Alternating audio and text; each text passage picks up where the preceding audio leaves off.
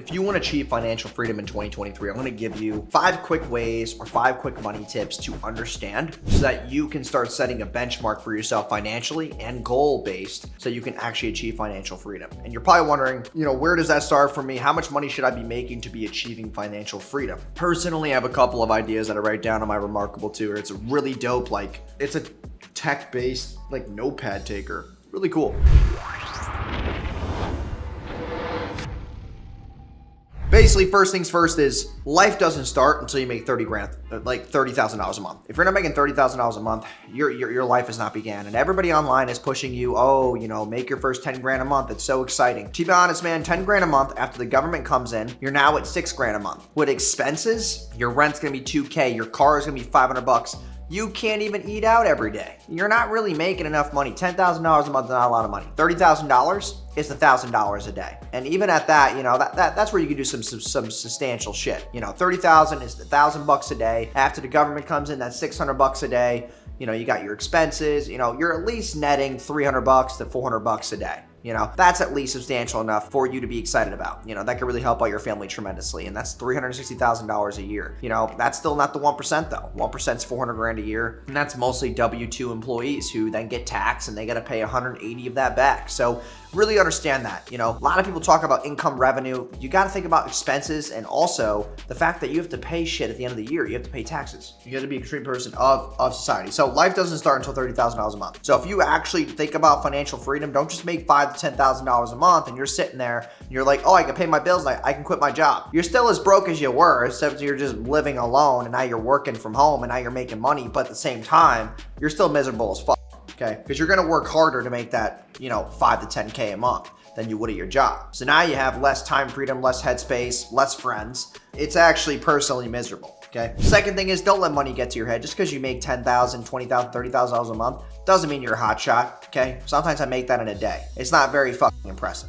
Okay. Stop letting money get to your head. Stop using it as an advantage to lure people in. Stop using it as a way for you to think that now you should be respected and have authority. You get authority through impact, influence, being somebody that people want to follow. You are now a leader. You are not a dickhead. Okay.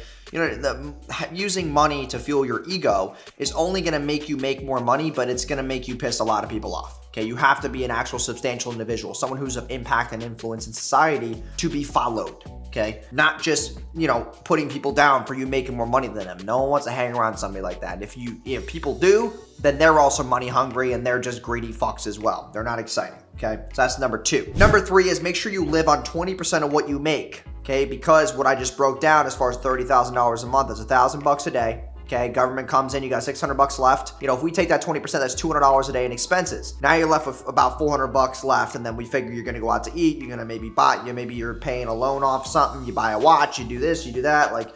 It does take a toll. Okay, just understand that too. So live on 20% of what you make. Do not live beyond your means. Don't start buying shit when you make 30 grand a month. Don't start buying a Maserati and all this other bullshit unless you're willing to pay it all in cash. Also, a big rule is that if you're not making that money for at least a year straight, you don't have consistency. Don't just start spending money as soon as you have your first $30,000 a month. You need to be able to sit there and say, hey, is my business consistent and predictable? Is this thing going to keep feeding me? Can I actually hold this down for more than 12 months? If you can't do so, then you don't have a business. You have a singular side hustle that can be easily stomped on by any economic change. Number 4 is invest 20% into anything that makes you the money. So if you're making $30,000 a month and you're running an agency, put 20% of that money back into your agency and keep fueling that income. Either it's going to help you sustain it or it's going to help you make more money and also have more of a bulletproof business. You don't want to have your business be susceptible to economic changes and shit in the market.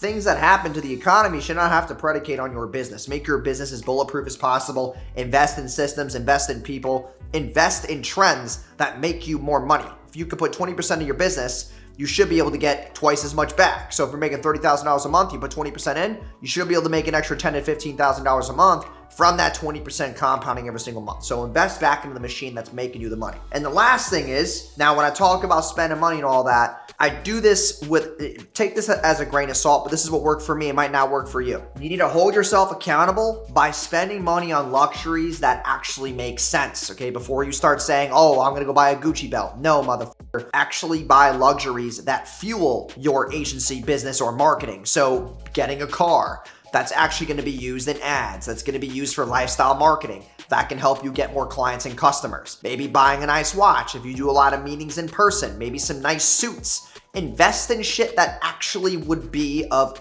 value. Don't just buy a fucking chain with your name on it because you want to go to the club on the weekend and look cool and spend $1,000 on a table. You look like a dumbass, okay? Start putting money into luxuries and things that make you of a more high status individual that people as your ideal avatar would obviously want to see. So those are the top 5 things that you should be doing right now or thinking about to become financially free and pushing yourself even harder and thinking about those accountability factors. So and make sure you guys like, comment, and subscribe on today's video, and I will see you guys in tomorrow's video. Peace.